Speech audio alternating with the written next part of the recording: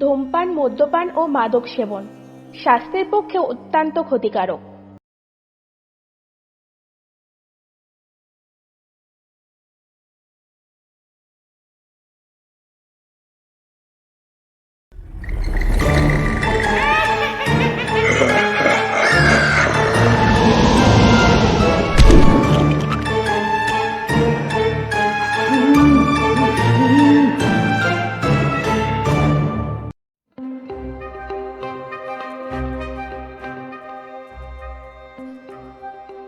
একজন মা কত কষ্ট করে একটি শিশুর জন্ম দেন। 10 মাস 10 দিনের মধ্যেই একটি শিশুর শরীর ভূমিষ্ঠ হওয়ার উপযুক্ত হয়ে যায়। তাহলে রানীমা 11 মাস পরেও কোনো প্রসব যন্ত্রণা অনুভব করেননি কেন? তারানাথ কি পারবেন এই রহস্যের সমাধান করতে? নমস্কার শ্রোতা বন্ধুরা, ভৌতিক অলৌকিকে আপনাদের সকলকে স্বাগত জানাই। আজ আমরা আপনাদের শোনাব রাজপ্রতাপ বসুর কাহিনী তারানাথের নিশিপদ্ম। রাজপ্রতাপ বসু জন্ম 1994 সালে নদিয়া জেলার চাকদহে। উচ্চ মাধ্যমিকের পর কল্যাণী বিশ্ববিদ্যালয় থেকে তিনি ভূগোল বিষয়ে স্নাতক হন। ছোটবেলা থেকে ছবি আঁকার প্রতি তার বিশেষ ঝোঁক থাকলেও বর্তমানে লেখালেখিটাকেই তিনি পেশা হিসেবে বেছে নিয়েছেন। বাংলা সাহিত্য জগতে তার পদার্পণ নতুন হলেও তার কলমের অসামান্য চলন শক্তি পাঠকের মনে বিশেষ আকর্ষণ সৃষ্টি করে। ইতিমধ্যেই তার বেশ কয়েকটি লেখা সম্প্রচারিত হয়েছে বাংলা অডিও স্টোরি চ্যানেলগুলিতে। তাদের মধ্যে অন্যতম হল স্মরণে ব্যোমকেশ, ভূপতি হরণ, তারানাথের প্রত্যাবর্তন, ব্যোমকেশী সত্য, তারানাথের ছদ্মবেশ প্রভৃতি। আমাদের আজকের গল্পের সূত্রধর আমি দেবস্মিতা। গল্প পাঠে রয়েছে বিতান, তারানাথের চরিত্রে বুবাই এবং অন্যান্য চরিত্রে অভিনয় করেছে পূজা, ইন্দ্রনীল, জয়, রাজপ্রতাপ এবং ডক্টর সৌরভ। তাহলে আর দেরি না করে শুরু করা যাক আজকের গল্প তারানাথের নিশিপদ্ম।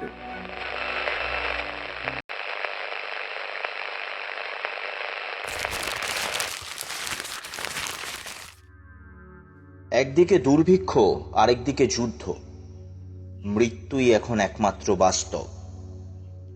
সত্যি এই সময় না তারানাথের কথাটা খুব মনে পড়ে। রেডিওর শব্দটা কমিয়ে দিয়ে হাতে পেপারটা খুললাম। খবরগুলো যেন রোজ কপি পেস্ট করা হচ্ছে। ধুর, আর ভালো লাগছে না।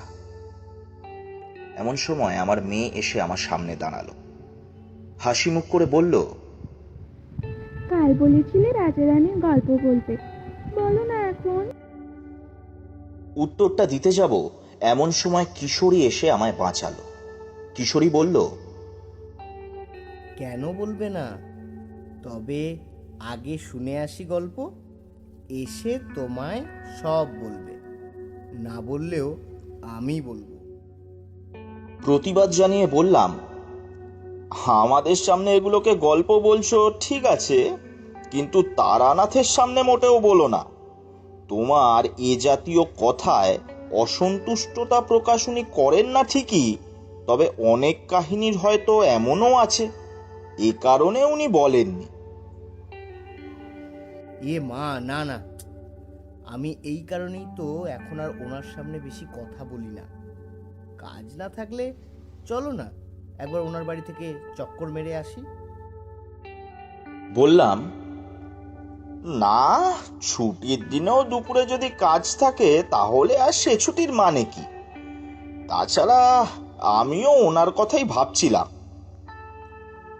তৈরি হয়ে ফিরতে একটু সময় লাগলো। মাঝপথে আমার স্ত্রী আবার চা করে নিয়ে হাজির হওয়ায়। ইদানিং কলকাতার যানবাহন এতটা বেড়েছে যে ট্রামে করে মটলেন পর্যন্ত আসতে প্রায় 2 ঘন্টা লেগে যায়। চাইলে অন্য গাড়িতে করে আমরা আসতেই পারতাম, কিন্তু বুঝতেই তো পারছেন, তারানাথের জন্য 1 প্যাকেট পাসিং শো না কিনে নিয়ে গেলে আমাদের মস্তিষ্কের তুষ্টি হয় না।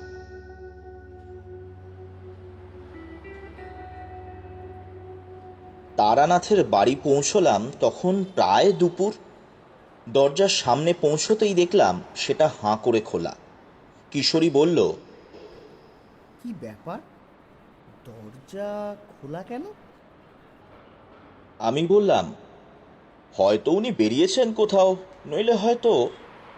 কথা শেষ হতে না হতেই দেখলাম একজন সাদা ধুতি পাঞ্জাবি পরা ভদ্রলোক বেরিয়ে এলেন ঘর থেকে। দরজার কাছে এসে বললেন, হাত দেখাবে না? যান যান, জ্যোতিষী মশাই ঘরেই আছেন। বলে উনি পাশ কাটিয়ে চলে গেলেন। বুঝলাম এই ভদ্রলোকটি দরজা খুলে রেখে ভিতরের ঘরে গিয়েছিলেন। জুতো জোড়া খুলে ভেতরে ঢুকতেই তারানাথের হাসি মুখ দেখতে পেলাম। তারানাথ বলল, আরে এসো এসো, তোমাদের কথাই তো ভাবছিলাম। ঈশ্বরের ইচ্ছায় এই সপ্তাহটা খুব ভালোই যাচ্ছে, বুঝলে। প্রায় প্রতিদিন দু একজন করে হাত দেখাতে আসছেন। তোমাদের আগে যে ব্যক্তি ছিলেন উনি অবশ্য হাত দেখাতে আসেননি, এসেছিলেন আমার খোঁজ নিতে। উনি সেই সুবলার বাবা। কিশোরীকে লক্ষ্য করলাম শোনা মাত্রই দরজার দিকে তাকালো। ওর নিশ্চয়ই ওই ঘটনাটার কথা মনে পড়েছে। তারানাথ তখনও কথা থামায়নি। যাই হোক, আজ বলো তোমরা কি খাবে? এই চারিমা, একটু চা করে আনতো মা। তারানাথের মনে এতটা খুশি অনেকদিন পরে দেখলাম। সত্যি, এই মানুষটার জীবনের মর্মান্তিক ঘটনাগুলো শোনার পর ওনার মুখের হাসিটুকু দেখলে মন ভরে যায়। এ ব্যাপারে নিশ্চিত আজ জমিয়ে একটা গল্প শোনা যাবে। কিশোরী হয়তো আমার মনের ভাবটা কিছুটা বুঝতে পেরেই বলল, আচ্ছা ঠাকুরমশাই, একটা ব্যাপার আজ বিভূতির বাড়ি গিয়ে হঠাৎ মাথায় আসলো। বহুদিন ধরে একটা জিনিস যাওয়া আসার পথে আমরা আপনার বাড়িতে দেখি, সেই বিষয়ে একটু জানতে ইচ্ছে করছে আর কি। তারানাথ মাথা নেড়ে সম্মতি দিল। কিশোরী বলতে লাগলো, যাওয়া আসার পথে আপনার দরজার বাইরে একটা বোর্ড চোখে পড়ে, যাতে লেখা আছে বড় বড় রাজা রাজরাদের প্রশংসাপত্র আছে। আসলে কি আপনি কখনো কোনো রাজার বাড়ি গিয়েছেন? তারানাথ চোখ মোটা মোটা করে কিশোরীর দিকে তাকালো। আমি বুঝলাম কিশোরী আবার একটা আপত্তিকর প্রশ্ন করে ফেলেছে তাকে। সব হয়েছে আমার মেয়ের জন্য। আমি পরিস্থিতি স্বাভাবিক রাখার জন্য বললাম, না, মানে ও বলতে চাইছে আপনার প্রশংসাপত্রগুলি আপনি কিভাবে পেয়েছেন, মানে শুধুই নির্ভুল ভবিষ্যৎবাণী করে। তারানাথ এক হাত দিয়ে আমায় চুপ করতে বলে আরেকটা হাত এগিয়ে কিশোরীর দিকে রাখলেন। অবাক করে বললেন, সিগারেট দাও, তারপর বলছি। উফ বাবা, খুব ভয় পেয়ে গেছিলাম আমি। কিশোরীর কি অবস্থা জানি না, এই মানুষটা এতটা বৈচিত্র্যময় যে বাইরে থেকে দেখে মনের ভাব বিচার করা শক্ত। কিশোরী পকেট থেকে একটা পাসিং শো বার করে তার সামনে ধরল। তারানাথ আমাদের অবাক করে প্যাকেটটি তার বাঁ পাশে রেখে তার বাঁ পকেট থেকে আরেকটি পাসিং শো এর প্যাকেট বের করলো আর হাসি মুখে বলল, বললাম তো তোমাদের, বেশ কয়েকদিন আমার সময় খুব ভালোই যাচ্ছে। তাই তোমার প্যাকেটটা সঞ্চয়ের খাতায় রেখে আমার থেকেই ধরাই। তারানাথের মনের অবস্থা দেখে বোঝা গেল আজকের গল্পটা খুব জমতে চলেছে। মুখ ভর্তি ধোঁয়া ছেড়ে তারানাথ বলতে আরম্ভ করল, আমার ভবঘুরে জীবনের একদম শেষের দিকের ঘটনা বলি, তবে শোনো। তবে এ ঘটনায় যে মর্মান্তিক মুহূর্তটির উল্লেখ আছে তার সাথে একজন ব্যক্তির খুব সাদৃশ্য তোমরা পাবে। যাই হোক, তবে শুরু করি। কথাটি বলতে বলতে তারানাথ উঠে দাঁড়ালো, কোমরে হাত দিয়ে বলল, হয়তো লাঠি নিয়ে চলাফেরা করার সময় চলে এলো, বুঝলে কিশোরী। আর মনে হয় বেশি দিন বাকি নেই। তোমরা একটু বসো, আমি চাটা নিয়ে আসি। একটু গলা ভিজিয়ে না নিলে এত বড় ঘটনাটি বলতে মাঝে আমার থামতে হবে। কিশোরী যেন ঠিক এটাই চাইছিল, বলল, ঠাকুরমশাই, আমিও তাহলে একটু মুড়ি নিয়ে আসি। চা, মুড়ি আর আপনার জীবনের অত্যাশ্চর্য কাহিনীর একটা আলাদাই সম্পর্ক। যাই ভাইয়া, হ্যাঁ? কিশোরী উঠে চলে যেতেই তারানাথ আমার দিকে তাকিয়ে স্বাভাবিক হাসিটা হাসল। তারপর উনিও চলে গেলেন চা আনতে। সত্যি বলতে কি, চারির বিয়ে হয়ে যাওয়ার পর থেকেই যে চাটা আমরা খাই তাতে কিশোরীর উৎসাহ থাকলেও আমার খুব একটা নেই। ওরা দুজনে প্রায় একসাথেই ফিরল। তক্তাপোষে বসে কিশোরী তারানাথের উদ্দেশ্যে বলল, ঠাকুরমশাই দিন, এক চুমুক না দিলে আর হচ্ছে না। ভাইয়া, এই নাও মুড়ি খাও।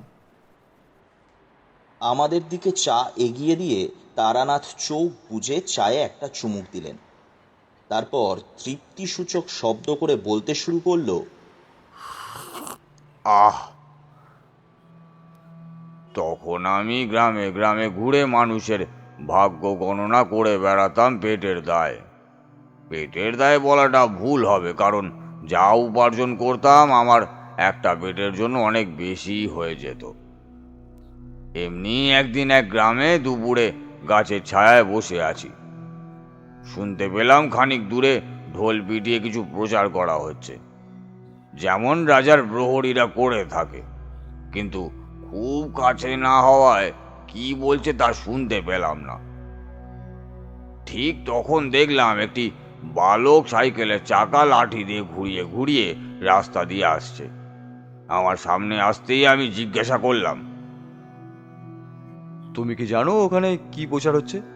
মানে ওদিক থেকেই তো এলে, তাই শুনতে চাইলাম।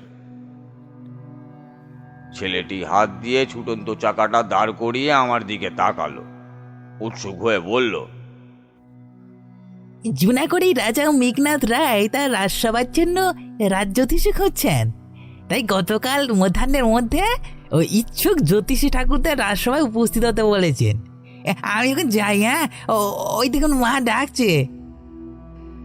চক্ষু নির্দেশ লক্ষ্য করে দেখলাম দূরে একজন মহিলা হাতে লাঠি নিয়ে গাছতলার দিকে তাকিয়ে আছে। বালকটি সেদিকে চলে যেতেই বুঝলাম বাড়ি যাওয়ার পর ওই লাঠির সদ্ব্যবহার হবে। দূরের প্রচারটা যেন আস্তে আস্তে মিলিয়ে গেল, এদিকে আর এলো না। কিন্তু মনে মনে তখনই ঠিক করে ফেলেছি, কাল আমি রাজসভায় উপস্থিত থাকব। জুনাগড় বেশি দূর নয় তা জানতাম, কারণ আমি যে গ্রামগুলিতে ঘুরে বেড়াতাম তার মধ্যে অপেক্ষাকৃত ধনী ব্যবসায়ীরা জুনাগড়ে বাণিজ্য করতে যেত। সেখান থেকেই কত গেছি। সেই গ্রাম থেকে উত্তর পূর্ব দিক বরাবর একটি নদী পড়ে। সেই নদী পেরিয়ে একই দিকে বরাবর হাঁটলে দুটি ছোট জঙ্গল অতিক্রম করলেই শুরু হয় জুনাগড়ের সীমানা।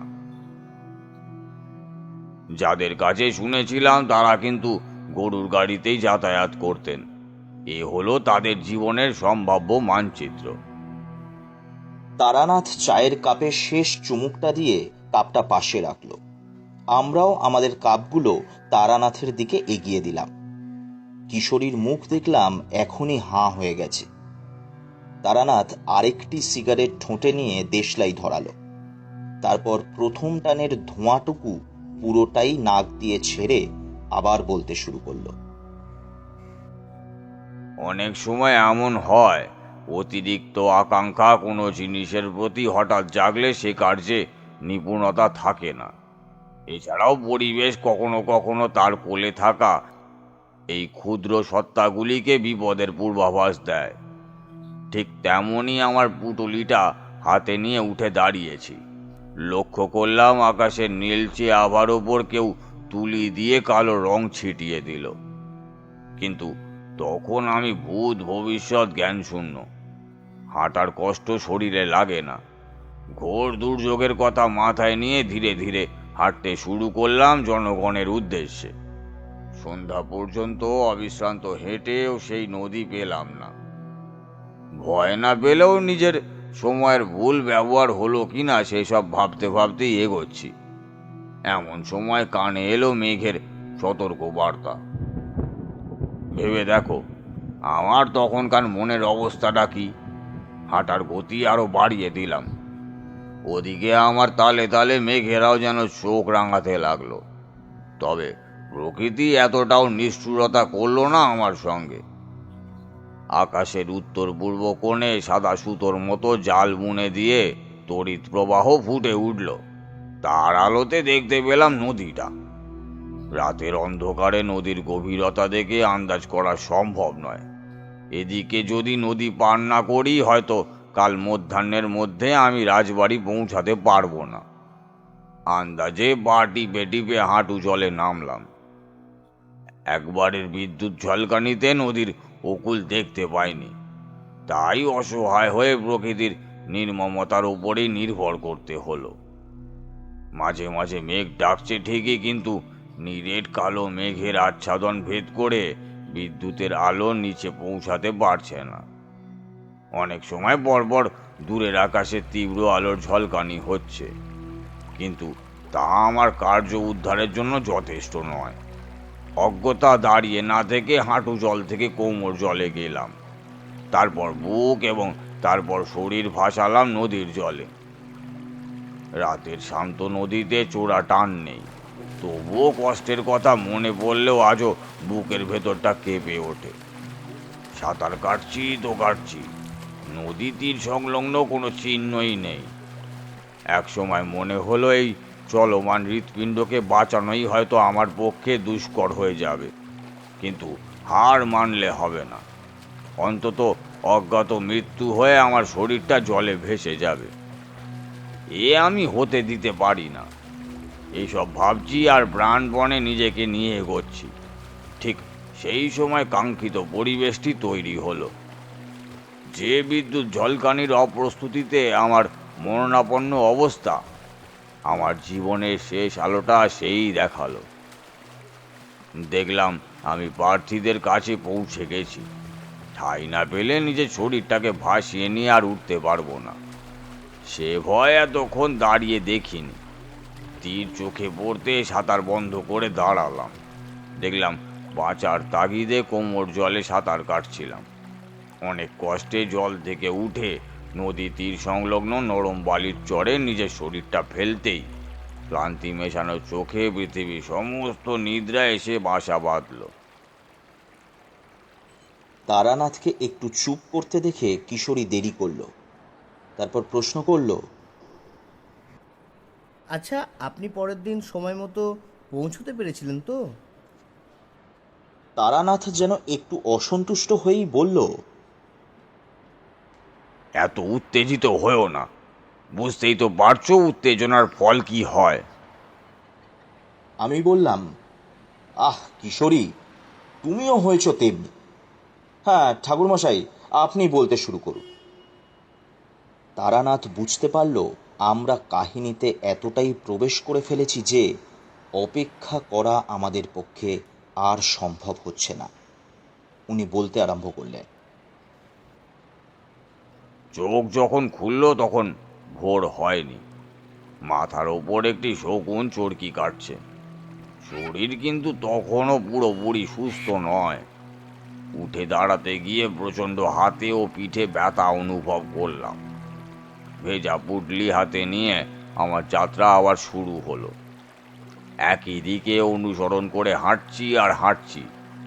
যে ছোট জঙ্গলের উল্লেখ মৌখিক মানচিত্র ছিল তার একটি কোনো মতে পার করতে করতেই সূর্য মাথার ওপর এলো। মনে মনে ভাবলাম, অর্থের নেশা মানুষকে কোন পর্যায়ে নিয়ে যেতে পারে। গ্রামে গ্রামে ঘুরে যা আয় হয় তাতে আমার খুব ভালোভাবেই চলে যায়। তবে কেন এই মতিভ্রম? কিন্তু আমি ঈশ্বরের কাছে চিরকৃতজ্ঞ, কারণ তিনি এ ভয়ানক যাত্রার ফলস্বরূপ আমায় এমন এক বীভৎস অভিজ্ঞতা ও জ্ঞান দিয়েছে। যাই হোক, পথ যে সঠিক তা বুঝতে পেলাম সিঙ্গারের শব্দে। তোমরা হয়তো জানো, রাজা মহারাজাদের রাজসভায় প্রবেশ করার সময় এটি বাজিয়ে সবাইকে সতর্ক করা হতো এবং তার শব্দ শোনা যেত রাজ্যের প্রায় বেশিরভাগ জায়গা থেকেই। শব্দটি শুনে শরীরের মধ্যে একটা সান্ত্বনার ঠান্ডা বাতাস অনুভব করলাম। পিঠেরও হাতের ব্যথা অনেকটা কমে গেল। আসলে মানুষ শারীরিকভাবে দুর্বল হলে বিশ্রাম নিলে তা সেরে যায়, কিন্তু মানুষ মানসিকভাবে দুর্বল হয়ে পড়লে কোনো রোগই যেন ছাড়তে চায় না। আমার ব্যথাটাও তেমন, শরীর থেকে মনে চলে এসেছিল। বার কয়েক সে শব্দ শুনে দিক নির্ণয় করতে আর কোনো অসুবিধা হলো না। জঙ্গলের অভ্যন্তর থেকে না গিয়ে এক প্রান্তে, সেখানে গাছপালার সংখ্যা কম, সেই দিক থেকেই গেলাম। এই প্রথমবার মৌখিক মানচিত্রের একটা কথা মিলল। জঙ্গল পেরোতেই খানিক দূরেই দেখলাম জুনাগড়ের রাজ্যের সীমানা। একটি উঁচু পাথরের স্তম্ভে খোদাই করে দুটি তরোয়াল গুণ চিহ্নের আকারে বানানো, নিচে লেখা জুনাগড় ৭৩। শেষের অক্ষর দুটি হয়তো কোনো পরিমাপের একক। সূর্য মাথার উপর থেকে খানিকটা পশ্চিম দিকে সরেছে। তখন আমি রাগ পায়ে হাঁটতে শুরু করলাম, কোনো এক রাজ্যবাসীর খোঁজে, যাতে তার কাছের থেকে রাজবাড়ির ঠিকানা নিতে পারি। প্রায় ২ মাইল হাঁটার পর চোখে পড়ল একটি বাড়ি। না না, একটি নয়, তাও ৩-৪টে হবে। প্রথম বাড়ির উঠানে এসে দাঁড়াতেই দেখলাম একটি বালক হাতের সাইকেলের চাকা নিয়ে দাঁড়িয়ে আছে। মনে মনে একটু খটকা লাগলো। কালো একটি এই বয়সের বালকের কাছ থেকে এ রাজ্যের ব্যাপারে জেনেছি, আজও ঠিক একই রকম পরিস্থিতি হলো কি করে? প্রশ্ন মনে থাকলেও রাজবাড়ি আমায় যেন অমোঘ আকর্ষণে টানছে। তখন প্রশ্ন করলাম, রাজবাড়ি কোন দিকে তা কি বলে দিতে পারো? আসলে আমি ভিন রাজ্যের মানুষ, রাজবাড়ি যাব, যদি মহারাজ কোনো কাজের ব্যবস্থা করে দেন এই আশাতেই। বালক উত্তর দিল, আপনার পূর্ব দিক লক্ষ্য করে সোজা হেঁটে যান। হ্যাঁ, একটি বড় দিঘি পাবেন, সেখান থেকে দেখতে পাবেন রাজবাড়ি। বলে সে চলে গেল। এরূপ বর্ণনা শুনলে সব সময় গন্তব্য দূরে মনে হয়। ভেবেছিলাম রাজবাড়ি সম্ভবত এখনো অনেকটাই দূরে, কিন্তু দিক নির্দেশ অনুযায়ী চলতে চলতেই দিঘিটা চোখে পড়ল। আর পড়বে নাই বা কেন? ধুধু প্রান্তরের মধ্যে হঠাৎ দেখতে পেলাম কয়েক হাজার সাদা বক উড়ে এসে বসল। সেদিকে চোখ যেতেই প্রথমে চোখে পড়ল দিঘিটা। দিঘির কাছে পৌঁছে দেখলাম কয়েকজন কাঠুরে কুঠার ও পাঁজা করা কাঠ ডাঙায় রেখে পরম তৃপ্তিতে গলা পর্যন্ত জলে বসে গল্প করছে। আমায় তারা দেখতে পেল, কিন্তু কোনো কথা বলল না। দিঘির উত্তর পাশে একটি বাঁধানো ঘাট আছে, যেটা দেখলে বোঝাই যায় ওই রাজবাড়ির কোনো কাজে শুধু ব্যবহার করা হয়। এবং এই একই দিক বরাবর একটি রাস্তা লক্ষ্য করলাম, যেটি নিশ্চিত রাজবাড়ি পর্যন্ত আমায় নিয়ে যাবে বলে আমার মনে হলো। সেই বালকের কথা অনুযায়ী প্রাসাদের চূড়া চোখে পড়ল, শুধু দেখে তার দূরত্ব নির্ণয় করা সম্ভব হলো না। তবে আমায় আরো দ্রুত রাজবাড়ি পৌঁছাতে সাহায্য করলো ওই নুড়ি কাকরহীন মসৃণ মাটির পথ। পথটি দিয়ে হাঁটলেই বোঝা যায় যে প্রতিনিয়তই রাস্তার গুণমান সংরক্ষণ করা হয়। রাজবাড়ির মূল ফটকের সামনে যখন পৌঁছালাম তখন সূর্য প্রায় পশ্চিমে ঢলেছে। সামনে দাঁড়িয়ে থাকা রক্ষীকে বললাম, আমি এসেছি একটু রাজামশাইয়ের সাথে দেখা করতে। আসলে একজন রাজ জ্যোতিষী প্রয়োজন, এই প্রস্তাব পেয়েই আমি এখানে এসেছি। আমার ক্লান্ত চেহারা দেখে হয়তো তার মায়া হলো। সে বলল, বাবা, আপনাকে নিয়ে যাচ্ছি অন্দরমহলে, তবে সে নির্বাচন তো প্রায় শেষের পথে, আর আপনার পোশাক পরিচ্ছদ দেখে মনে হচ্ছে না যে আপনি রাজজ্যোতিষীর স্থান নিতে পারবেন। কারণ আপনাকে তো প্রথম দেখায় আমিই ভণ্ড সাধু ভেবেছিলাম। তবুও চলুন, রাজবাড়িতে যখন এসেছেন তখন একটু বিশ্রাম নিয়ে না হয় তারপর বাড়ি ফিরবেন। মনটা খারাপ হয়ে গেল। মনে হলো কাল রাতে যদি না ঘুমিয়ে পড়তাম তাহলে ঠিক সময় পৌঁছে যেতাম। কিন্তু আমার অবস্থা সেই সময় কি ছিল তা তো তোমাদের বললাম। রক্ষীর পেছন পেছন অন্দরমহলের দিকে এগোলাম। সোনালি রঙের বিশাল পাথর দিয়ে তৈরি এ রাজবাড়ি। দেখলে স্বর্ণমহল বলে ভুল হয়, তবে রাজবাড়ির চূড়া থেকে শুরু করে প্রতিটা স্তম্ভ শুধু সোনার নয়, স্বর্ণের উপর কোনো ঈশ্বর প্রদত্ত নিখুঁত হাতের কারুকার্য অঙ্কিত করা হয়েছে। মন্ত্রমুগ্ধের মতো দেখতে দেখতে রাজসভার প্রধান প্রবেশদ্বারে পৌঁছালাম। যে দরজায় হাত দিতেও আমাদের মতো মানুষের চরম সংকোচ বোধ হয়। আমার মনে হলো তার কোনো অংশেই কাঠ নেই, পুরোটাই স্বর্ণের। আমাকে একটু তফাৎ দাঁড় করিয়ে রেখে রক্ষী তখন গেছে রাজসভায় আমার প্রবেশের অনুমতি নিতে। কিছু সময় পর সে এসে যা বলল তাতে আরো হতাশ হয়ে বললাম, বাবা, অনুষ্ঠান আর কিছুক্ষণের মধ্যেই শেষ হয়ে যাবে। আপনি যদি ততক্ষণ ভেতরে গিয়ে দেখতে চান তবে দেখতে পারেন, আর যদি এটুকু সময়ের জন্য না যেতে চান তবে চলুন না আমার গৃহে, ওখানে গিয়ে একটু বিশ্রাম নেবেন না হয়। আমি বললাম, রাজদরবারে এসে একবার এই মর্তের ঈশ্বরের মুখ দর্শন করব না? জিনিসটা ভালো হবে না। তুমি বরং মূল ফটকে দাঁড়াও, আমি একবার তাকে দর্শন করে আসছি। রক্ষী সম্মতি সূচক মাথা নেড়ে চলে গেল। আমি রাজদ্বারের সামনে গিয়ে দাঁড়ালাম। সেখানে রাজরক্ষীরা খুব যত্নে প্রবেশদ্বার খুলে দিল এবং সেই প্রবেশদ্বারের সাথে খুলে গেল আমারও রাজার জীবন। তারানাথ একটা দীর্ঘ নিঃশ্বাস ছেড়ে মাথা নাড়লেন। আমরা এটুকু ভেবে অন্তত একটু শান্তি পেলাম যে মানুষটা অবশেষে সেই জায়গায় পৌঁছেছে। রাজার আর তারানাথের জীবন খুলল কিভাবে, আমি প্রশ্ন করলাম। হ্যাঁ ঠাকুরমশাই, তারপর? তারানাথ আবার বলতে শুরু করলেন। রাজদরবার খুলে দিলে ধীরে ধীরে রাজসভার দিকে পা বাড়ালাম। ভেতরে ঢুকতেই আমি যে সম্ভাবনা রাজ পেলাম তা সেই রাজ্যের জন্য মঙ্গলকর নয়। ভেতরে ঢুকলাম পা টিপে টিপে। আমি তখন ভীষণভাবে অপ্রস্তুত মনে করছি নিজেকে, কিন্তু নব আগন্তুকের প্রতি রাজসভার কারোর ভ্রুক্ষেপ নেই। সবার মনোযোগ রাজার সামনে দাঁড়িয়ে থাকা দুজন গেরুয়া বসন পরা মানুষের দিকে। আমি ধীরে ধীরে একজন রাজসিক বস্ত্র পরিহিত মানুষের পাশে গিয়ে দাঁড়ালাম। আমি যে এই কক্ষে নতুন সে ব্যাপারে হয়তো উনিও লক্ষ্য করেননি। পাশে গিয়ে দাঁড়াতেই আমাকে জিজ্ঞেস করলেন, শম্ভুচরণই রাজ্যতীষী হবে, ওনার গণনার সাথে হরিশ্চন্দ্র পারবে না।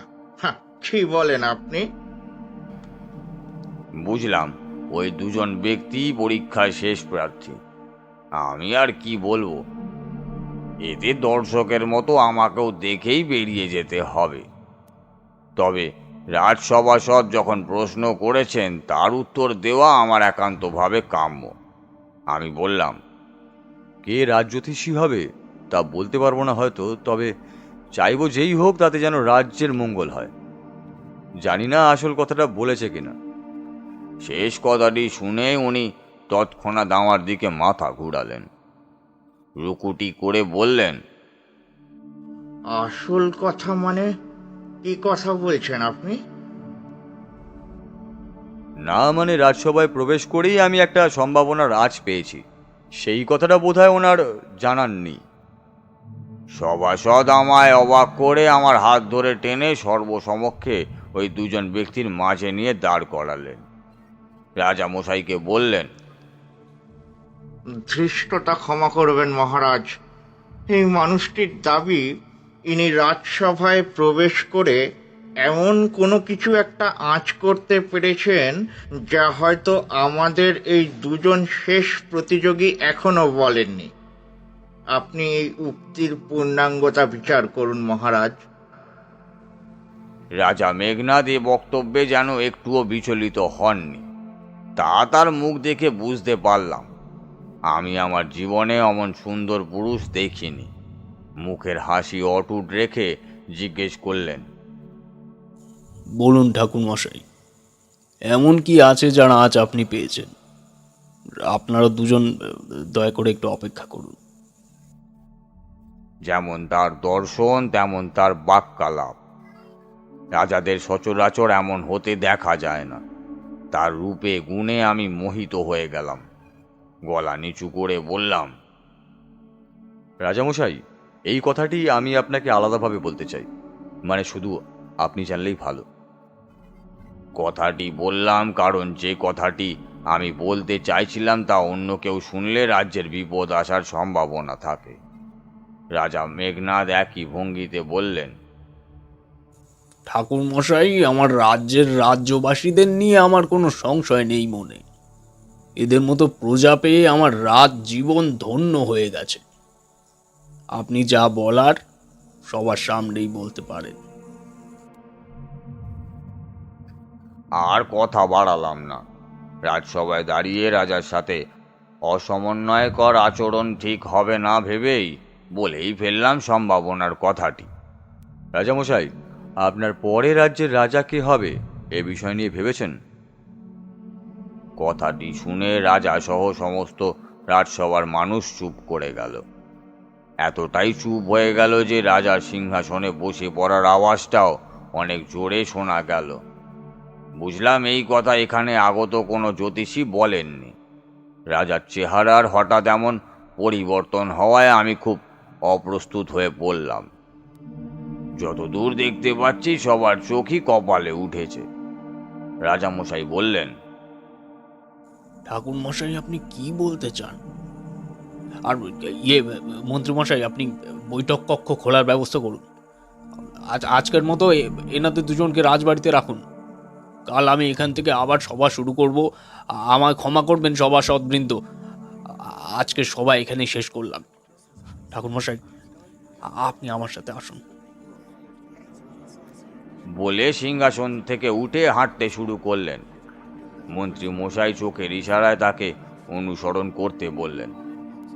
দেখলাম যে সভাসদ ও রাজ্যের প্রজারা সর্বদা এই প্রভাবশালী সুদর্শন রাজার দিকে চেয়ে আছে এবং তারা প্রত্যেকে আমার দিকে কেমন যেন তীক্ষ্ণ দৃষ্টিতে চেয়ে আছে। তাদের মনের ভাব বিচার করা শক্ত। দুটো বৃহৎ বড় ঘর অতিক্রম করে আমরা তিনজন এলাম বৈঠক ঘরের সামনে। মন্ত্রীমশাই দরজা খুলে দিলেন। রাজা মেঘনাদ বললেন, মন্ত্রীমশাই, আপনি এখানেই অপেক্ষা করুন। আমি ঠাকুরমশাইয়ের সাথে আলাদা করে কথা বলতে চাই। রাজা মশাইকে এই কারণেই আমি রাজসভায় বলেছিলাম। এই কথাটা ওনার একা জানাটাই রাজ্যের জন্য মঙ্গল। উনি নিশ্চয়ই এখন সেটা বুঝেছেন। মন্ত্রী মশাই বাইরে দাঁড়িয়ে রইলেন।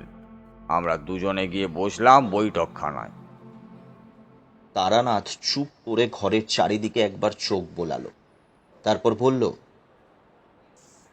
তোমরাও এখন এক বৈঠকখানায় বসে আছো, আর আমিও আমার জীবনে অনেক রাজার বৈঠকখানায় বসেছি, কিন্তু সেই বৈঠকখানার রূপ ও চরিত্রের যে মাধুর্যতা আমি কোথাও দেখিনি। ঘরের মধ্যে আসবাবপত্র থেকে শুরু করে যে পাত্রে আমায় জল খেতে দিলেন রাজামশাই, তাও সোনার। ভাবতে পারছো কিশোরী? যাই হোক, সম্মুখের চেয়ারটিতে বসে রাজামশাই যখন আমায় প্রথম প্রশ্ন করলেন, তার মুখ দেখে বুঝলাম সে আমার বক্তব্যে যথেষ্ট মুষড়ে পড়েছেন। উনি বললেন, ঠাকুরমশাই, আপনি যে কথা বললেন তার কারণ কি এবার আমায় বলুন তো। আমি বড় দুশ্চিন্তায় পড়ে গেছি। আপনি এই রাজ্যের রাজা, আপনাকে এই কথা বলতে আমার একটুও ভালো লাগেনি। তবে এর সম্ভাবনা আমি পেয়েছি যে আপনার রাজ সিংহাসনে আপনার পরে ওই স্থান নেওয়ার কেউ নেই।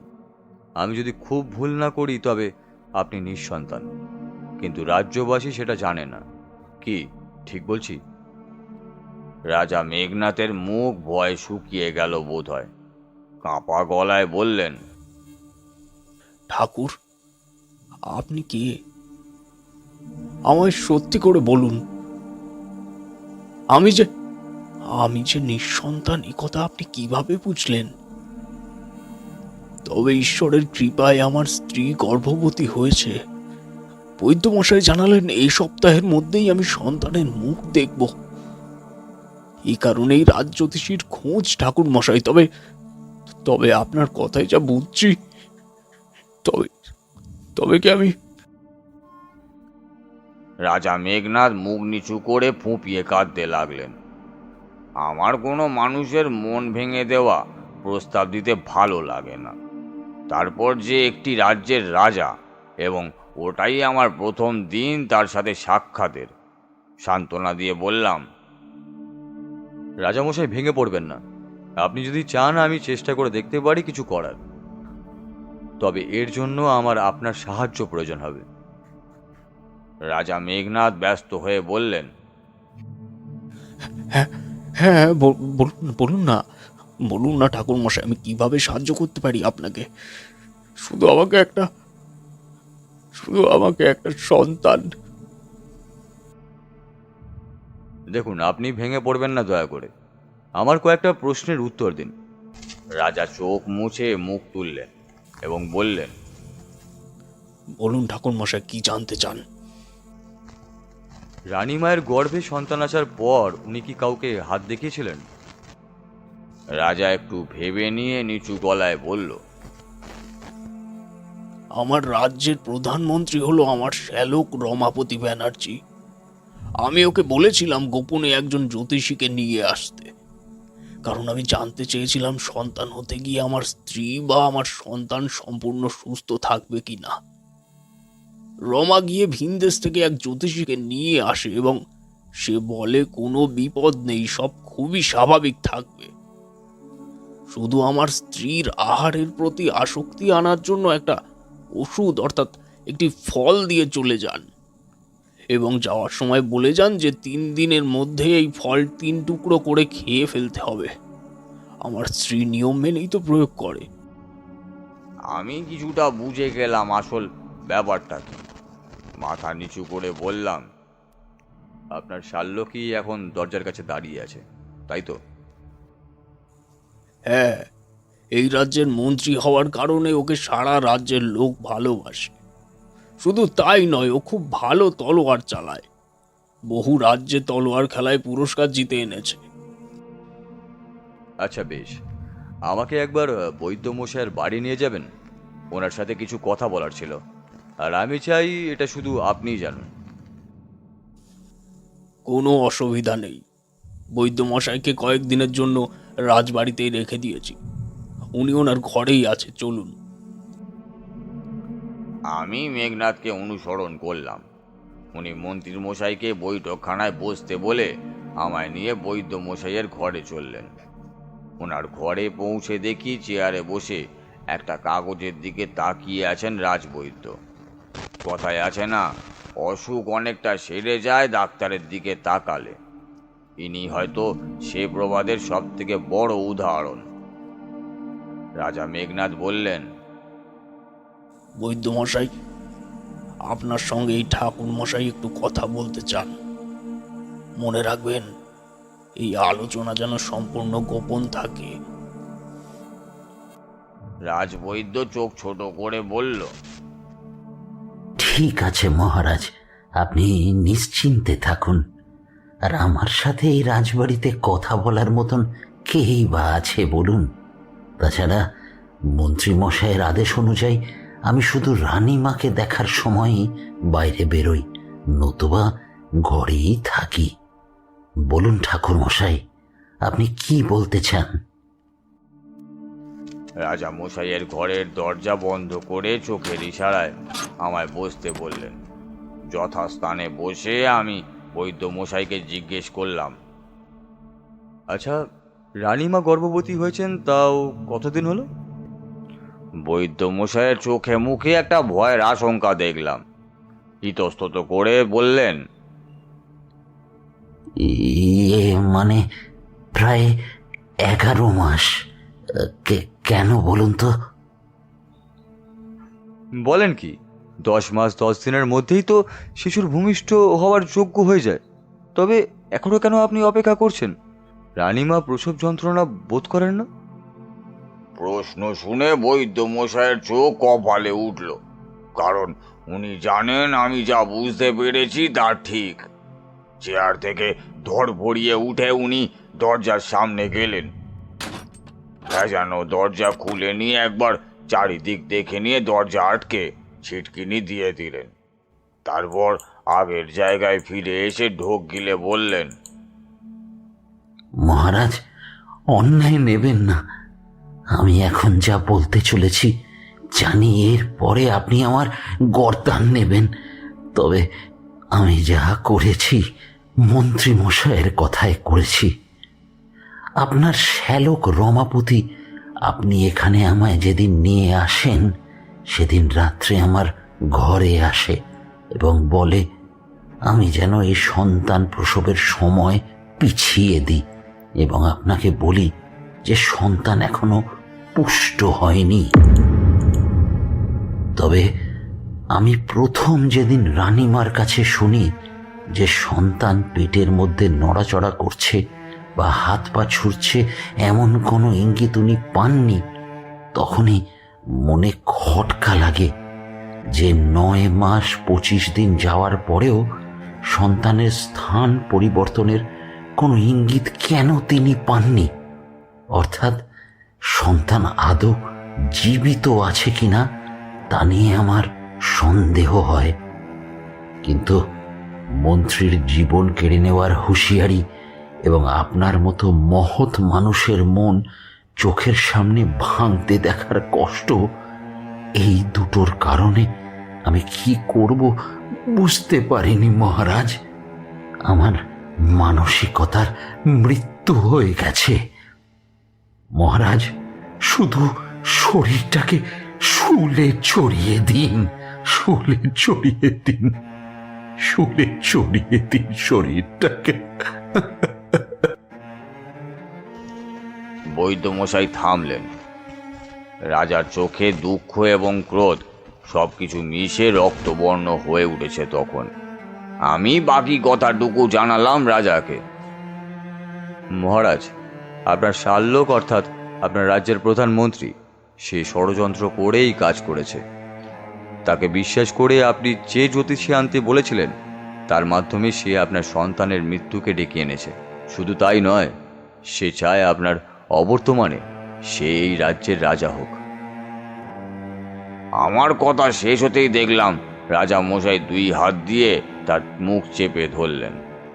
বিশ্বাস, ভরসা, ভালোবাসা সবকিছুর হরণ একসঙ্গে হলে সে মানুষের অবস্থা কি হয় সেদিন চোখের সামনে দেখেছি।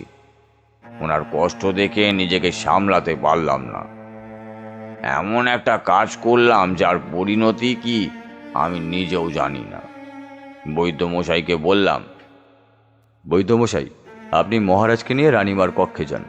আমি একটা শেষ চেষ্টা করতে চাই। আর হ্যাঁ, যাওয়ার সময় বৈঠকখানার দরজাটা বাইরে থেকে আটকে যাবেন। মন্ত্রী মশাই ভেতরেই থাক। নির্দেশ অনুযায়ী কাজ করলেন মহারাজ ও রাজবৈদ্য। আমি জানি না আমি কি করতে চলেছি বা কি করতে হবে আমায়। দৌড়ে গেলাম মূল ফটকের সেই প্রহরীর কাছে। ওনাকে দিয়ে কিছু শুকনো কাঠ আনিয়ে বললাম রাজবাড়ির ছাদে দিয়ে আসতে, কারণ আমি চাইছিলাম না আমার আশেপাশে কেউ থাকুক। প্রহরী আমায় ছাদ পর্যন্ত দিয়ে গেল এবং আশ্বাস দিল যে আমার এখানে কেউ আসবে না। দ্রুত হাতে একটা ধুনি বানিয়ে ফেললাম। বাকি উপকরণ আমার পুটুলিতেই ছিল, কিন্তু এত প্রতিকূলতা পেরিয়ে আসার পরও যে সেগুলো অক্ষত আছে এটা দেখে অবাক লাগলো। ধুনিতে আগুন লাগিয়ে উঠে দাঁড়ালাম।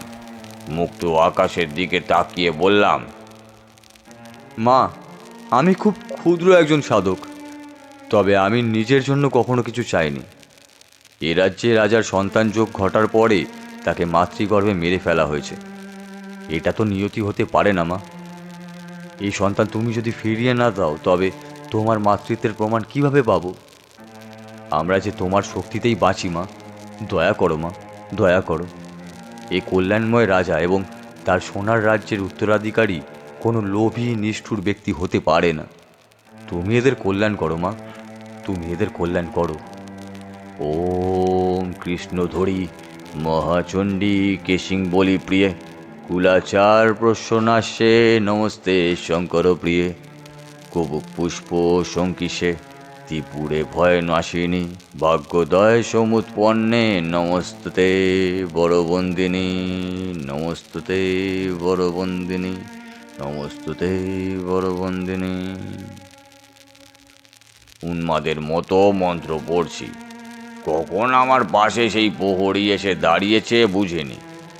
আমার পাশে হাঁটু গেড়ে বসতেই চোখে পড়ল তাকে। বাবা, বাবা, মহারাজ আপনার সাথে দেখা করতে আসছেন।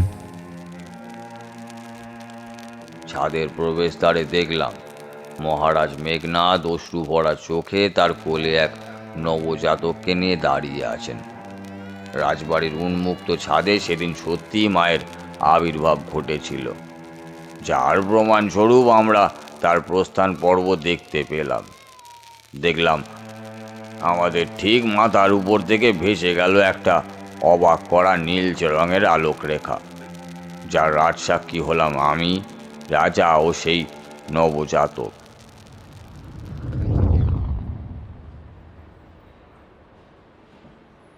এটুকু বলে তারানাথ চুপ করল। কিশোরী সাথে সাথে বলল, ঠাকুরমশাই, আপনি কি তবে ওখানেই ছিলেন বেশ কয়েকদিন? তারানাথ কিশোরীর দিকে তাকিয়ে আরেকটি পাসিংস তুলল ঠোঁটে, তারপর তাতে অগ্নিসংযোগ করে বলল, 2 দিন আমি সেখানেই ছিলাম। তারপর পথ যেন আমায় খুব ডাকলো। রাজামশাইয়ের কাছের থেকে অনুমতি চাইলে সে কোনো মতেই ছাড়তে চাইল না। শেষে এদিকে এলে আবার এসে কয়েকদিন থাকবো এই আশ্বাস দিয়ে বেরিয়ে এলাম। মন্ত্রীর মৃত্যুদণ্ড হওয়া পর্যন্ত অপেক্ষা করতে বলেছিলেন রাজামশাই, কিন্তু জল্লাদ অনুপস্থিত থাকায় সেই কর্মে কয়েকদিন দেরি হয়ে যায়। তবে সে রাজ্যে আমি আরও একবার গেছি, সেই কাহিনী না হয় পরে বলবো। কালকে তাহলে আবার এসো।